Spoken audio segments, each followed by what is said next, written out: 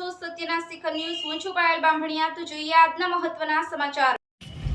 કે એક બે દિવસ પહેલા જે રાજકોટની ઘટના બની અને રાજકોટની ઘટનામાં 32 કરતા વધારે મુદ્દાત્માઓ જ્યારે જીતમાં સળગતા ભરતું થઈ ગયા, 27 જેટલા લોકો લાપતા છે.